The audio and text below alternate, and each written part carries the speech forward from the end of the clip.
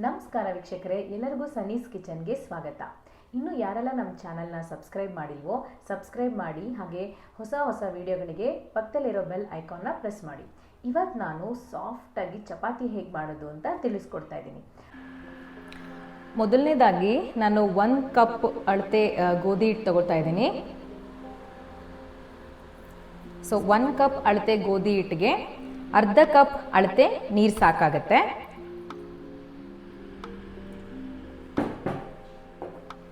ಇದಕ್ಕೆ ನಾವು ಸ್ವಲ್ಪ ಉಪ್ಪು ಹಾಕೋಣ.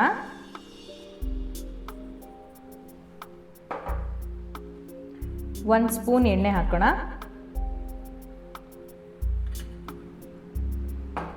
ಚಪಾತಿ ಸಾಫ್ಟ್ ಬರೋದಕ್ಕೆ ಮೇಯ್ನ್ ಆಗಿ ಬೇಕಾಗಿರೋದು ಹಾಲು ಹಾಕೋದ್ರಿಂದ ಚಪಾತಿ ತುಂಬ ಸಾಫ್ಟಾಗಿ ಬರುತ್ತೆ. ಸೊ ಇಷ್ಟಕ್ಕೆ ನಾನು ಒಂದು ಅರ್ಧ ಗ್ಲಾಸಷ್ಟು ಹಾಲು ಹಾಕ್ಕೋತೀನಿ. ಈಗ ನಿಧಾನಕ್ಕೆ ಇದನ್ನು ಈ ಥರ ಕಲಿಸ್ತಾ ಇರೋಣ. ನೀರು ಸ್ವಲ್ಪನೇ ಹಾಕ್ಕೊಂಡು ಈ ಥರ ಕಲಿಸ್ಕೊಳ್ಳೋಣ.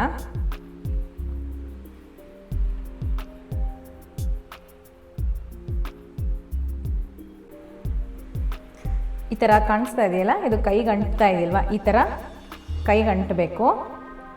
ಈ ಥರ ಚೆನ್ನಾಗಿ ನಾದ್ಕೊಳ್ಳಿ.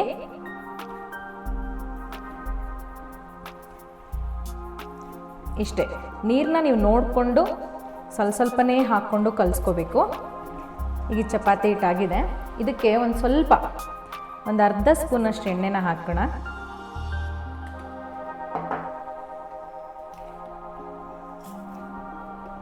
ಈಗ ಇದಾಗಿದೆ. ಈ ಚಪಾತಿ ಹಿಟ್ಟನ್ನ 15ರಿಂದ 20 ನಿಮಿಷ ನಾವು ನೆನೆಯೋಕ್ಕೆ ಬಿಡಬೇಕು.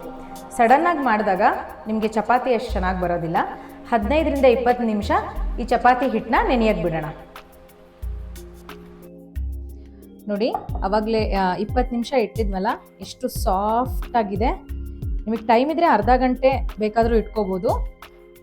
ಅಟ್ಲೀಸ್ಟ್ 20 ನಿಮಿಷನಾದರೂ ಇದು ನೆನೆಯಲೇಬೇಕು, ಅಂದರೆ ಇಷ್ಟು ಸಾಫ್ಟಾಗಿ ಬರುತ್ತೆ. ನಾವೀಗ ಇದನ್ನು ಸ್ವಲ್ಪ ತೊಗೊಂಡು ರೌಂಡಿಗೆ ಬಾಲ್ ಮಾಡ್ಕೊಳ್ಳೋಣ.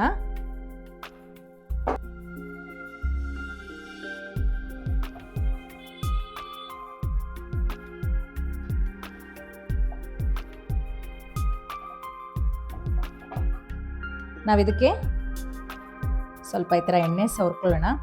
ಹೀಗೆ ಮಾಡೋದ್ರಿಂದ ಚಪಾತಿ ಉಬ್ಬತ್ತೆ ಮತ್ತು ಪದರೆ ಆಗಿ ಬರುತ್ತೆ.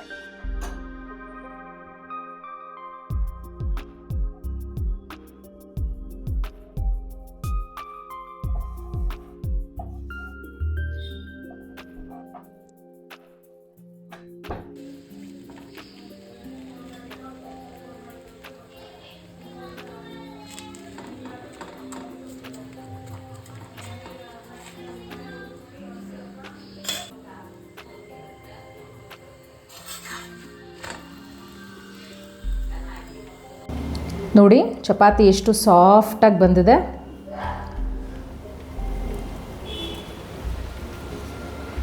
ಸೊ ಚಪಾತಿಗೆ ನಾವು ಹಾಲು ಹಾಕಿ ಕಲಿಸೋದ್ರಿಂದ ಇಷ್ಟು ಸಾಫ್ಟಾಗಿ ಬರುತ್ತೆ. ಹೊಸ ಅಡುಗೆಯೊಂದಿಗೆ ನಿಮ್ಮ ಮುಂದೆ ನಾವು ಬರ್ತೀವಿ. ಇರೋದೊಂದು ಜೀವನ ರೀ. ಅಡುಗೆ ಮಾಡ್ಕೊಳ್ಳಿ, ತಿನ್ಕೊಳ್ಳಿ, ಖುಷಿಯಾಗಿರಿ. ಎಲ್ಲರಿಗೂ ಸಂಧ್ಯಾ ರಘು ಮಾಡುವ ನಮಸ್ಕಾರ.